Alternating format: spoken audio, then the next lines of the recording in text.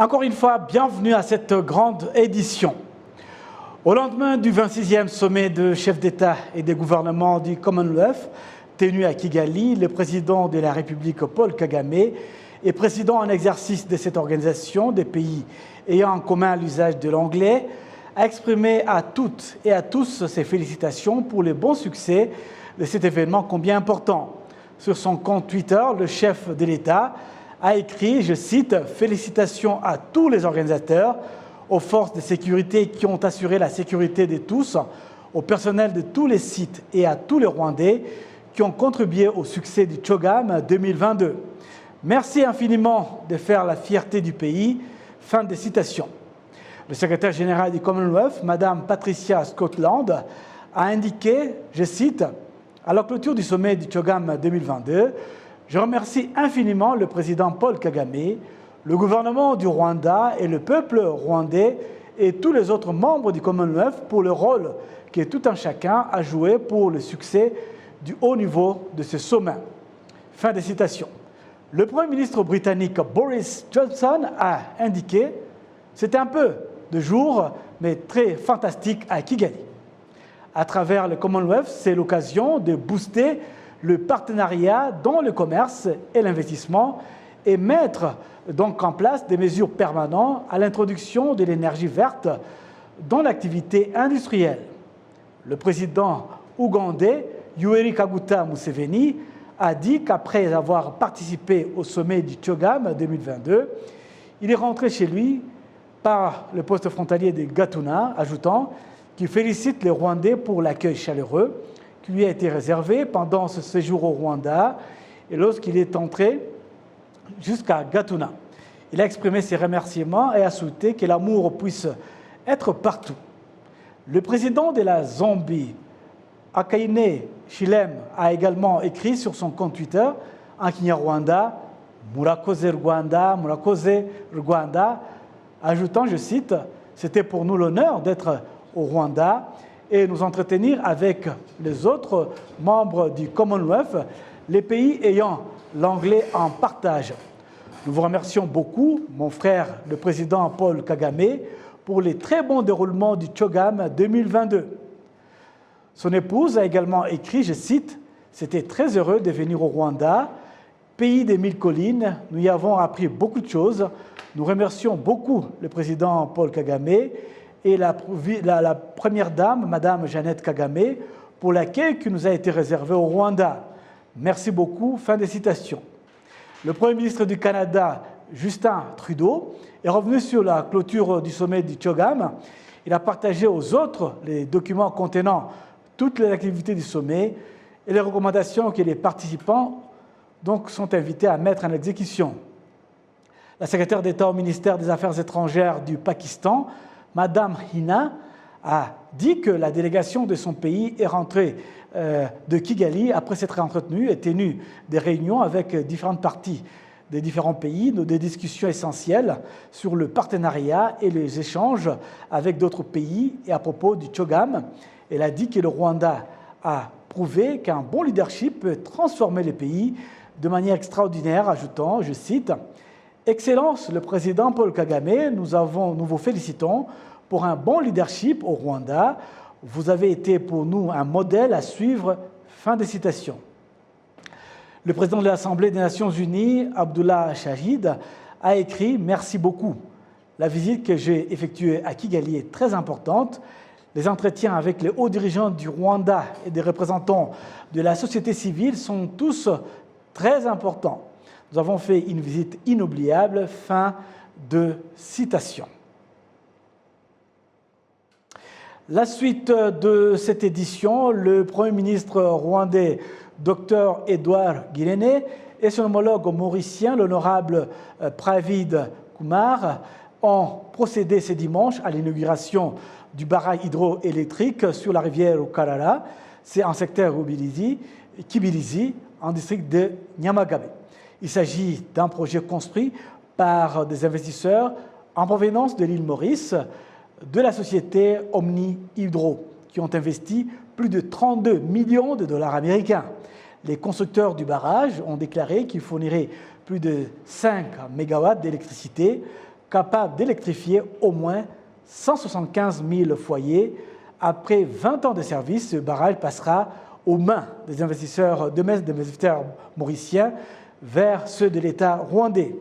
Selon l'accord entre les deux parties, l'énergie produite sera vendue à la société du Rwanda REG par l'intermédiaire de sa branche du Rwanda, et puis cette dernière vendra à la population pour l'usage domestique et commercial.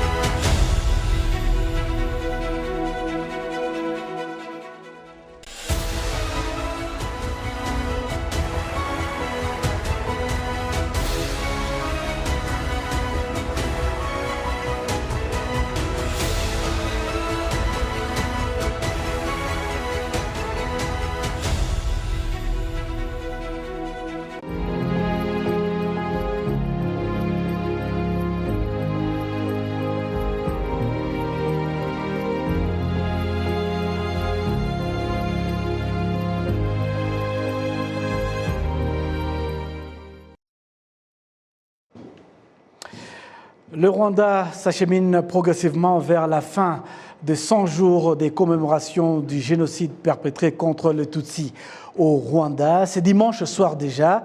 Les Rwandais vivant aux Émirats arabes unis ainsi que leurs amis vont se souvenir du génocide perpétré contre les Tutsis au Rwanda en 1994.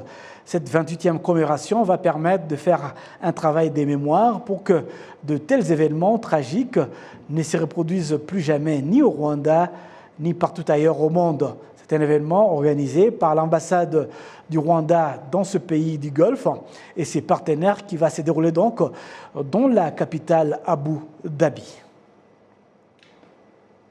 Et puis au niveau du Rwanda, en district de Rubavu, l'on a commémoré ce dimanche pour la 28e fois le génocide perpétré contre les Tutsis en 1994. De gerbes de fleurs ont d'abord été déposées au mémorial du génocide de Gisenyi, à la place dénommée Commune Rouge, et au mémorial du génocide de Nyundo, où reposent 563 corps de Tutsis du secteur Rugerero, massacrés pendant le génocide perpétré contre les Tutsis en 1994. Les activités des mémoires se sont poursuivies au collège où étaient rassemblés des habitants, environ 1000 élèves de cette école. La direction de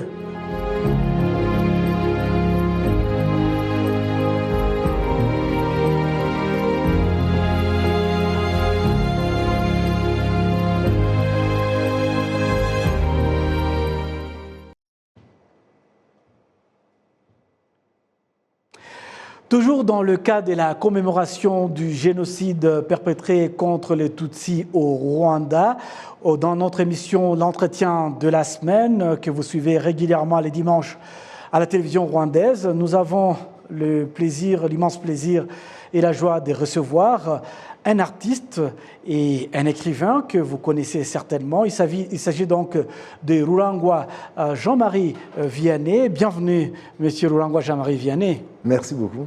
Voilà, on s'achemine progressivement vers la fin de cette commémoration de 100 jours de génocide perpétré contre les Tutsis au Rwanda. Il y a un énorme travail de mémoire qui est en train d'être effectué pour justement apprendre aux jeunes à connaître ce qui s'est passé dans ce pays. Vous êtes un artiste. Quelles sont les activités que vous avez organisées pendant ces 100 jours de mémoire au Rwanda? Bon, la première activité, c'est la présentation du livre qui est sorti du café littéraire organisé en avril 2019, un café littéraire qui était partie intégrante de la conférence internationale sur le génocide perpétré contre les Tutsis du Rwanda. Et au cours de ce café, justement, des jeunes m'ont demandé d'écrire un livre qui leur expliquerait de façon simple, dans un langage simple, le génocide perpétré contre les Tutsis du Rwanda. Et alors, quand je suis arrivé à Ottawa, donc en mai 2019, je me suis mis au travail et j'ai écrit ce livre. Et je l'ai fini, il a été publié en 2020, en octobre 2020, à Mexico, au Mexique. Et je suis venu le présenter justement en avril 2022, ici au Rwanda. Donc c'est une des activités.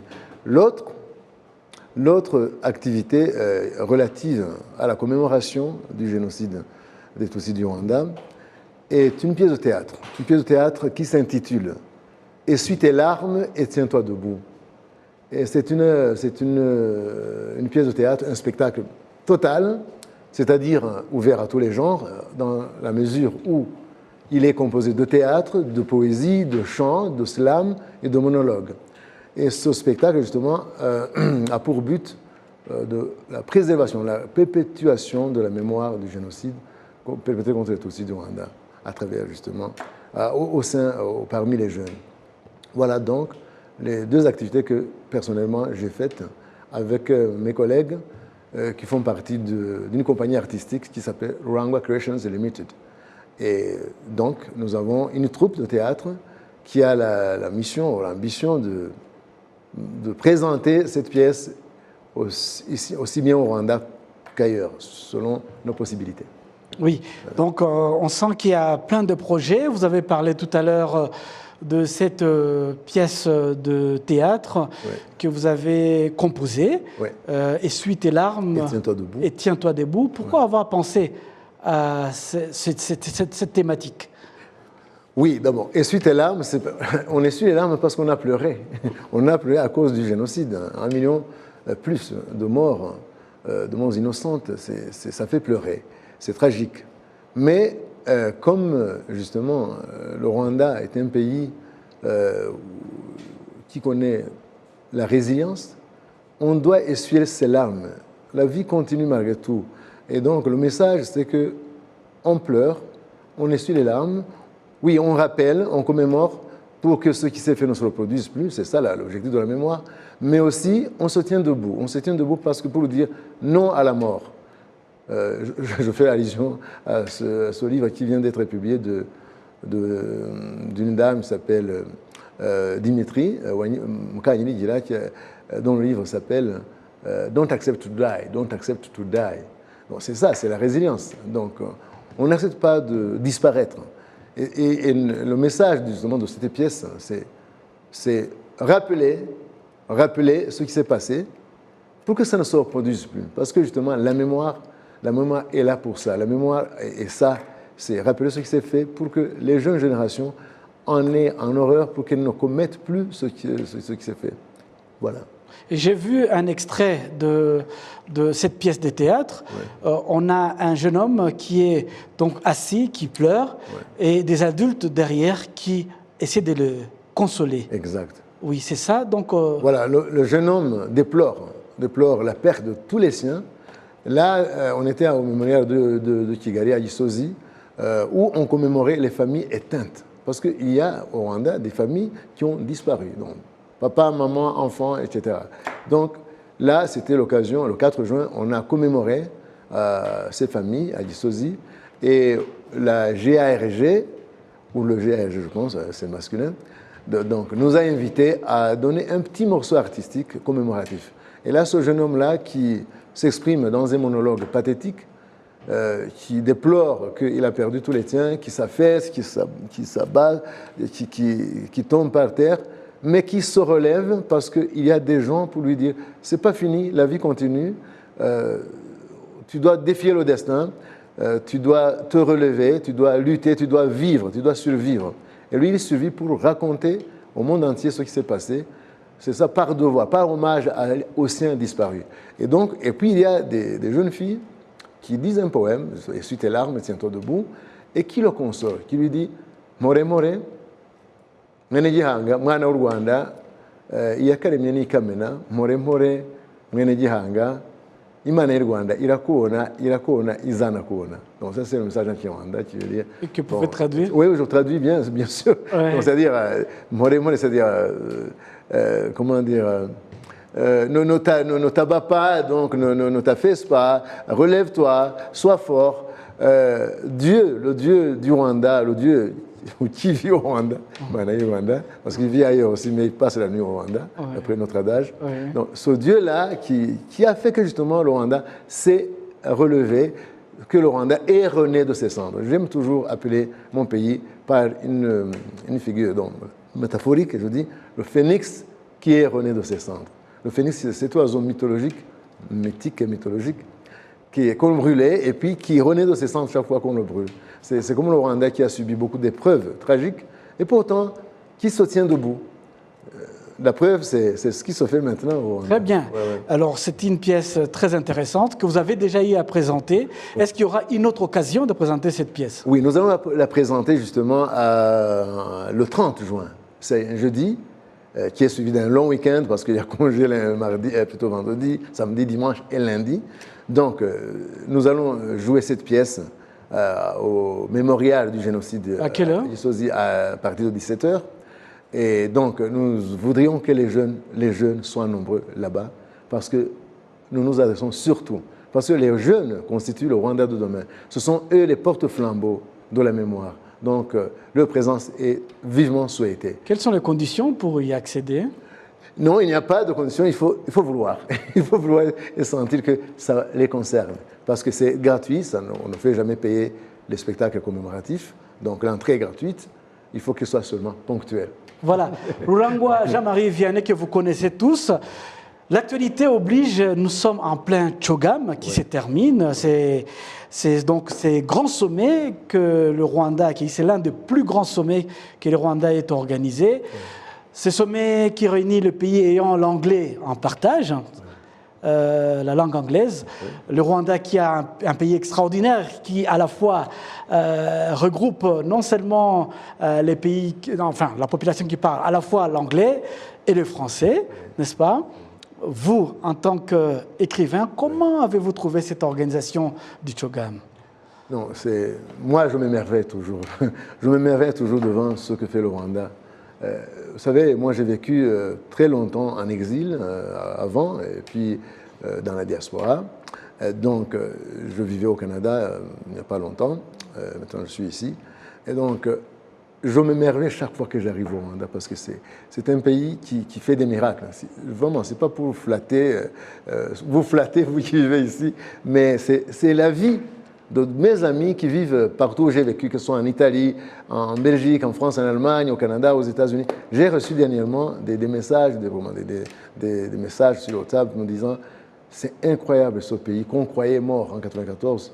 Et maintenant, ce pays qui faisait la honte de l'Afrique. » Je me rappelle, quand j'étais en Italie, mes camarades étudiants me disaient « Vous faites la honte à l'Afrique en voyant, au regard de ce qui se faisait. » Mais maintenant, ces mêmes gens me disent « Jean-Marie, maintenant, vous êtes la fierté de l'Afrique. » C'est incroyable. C'est un travail extraordinaire, extraordinaire. Qui a été réalisé à la fois par les leaderships, mais aussi par la population. Un leadership responsable, éclairé, et puis évidemment l'ensemble de la population rwandaise. Donc c'est la conjugaison de tous ces efforts que ce pays est sorti de ses cendres, est rené de ses cendres.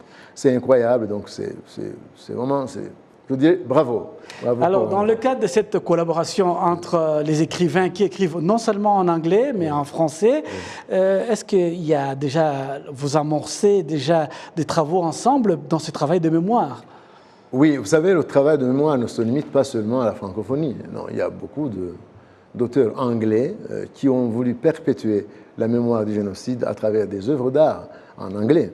Moi, je fais surtout en français, en italien, mais en espagnol aussi. Mais nous avons des échanges. Par exemple, Mais votre livre, vous l'avez écrit à la fois en anglais. Exactement, je l'ai écrit en français et en anglais parce que... Rappelez notre titre. Le génocide perpétré contre les Tutsis du Rwanda, expliqué à ses enfants, ou alors the genocide perpetrated against the Tutsis of Rwanda, explained to his children. Donc c'est un papa qui est professeur, qui enseigne, qui apprend, qui répond aux questions des enfants, des questions relatives au génocide, à sa genèse, à l'idéologie, à l'exécution et puis à la mémoire. Donc c'est en anglais parce que nos enfants maintenant, nos élèves sont, je ne dirais pas bilingue, trilingue même, parce qu'il parle Kinyarwanda. Et j'ai la version rwandaise aussi, qui n'est pas encore publiée. Les temps nous impartis touche pratiquement à sa fin. Est-ce que vous recevez vraiment un accueil favorable de la part des autorités du Rwanda?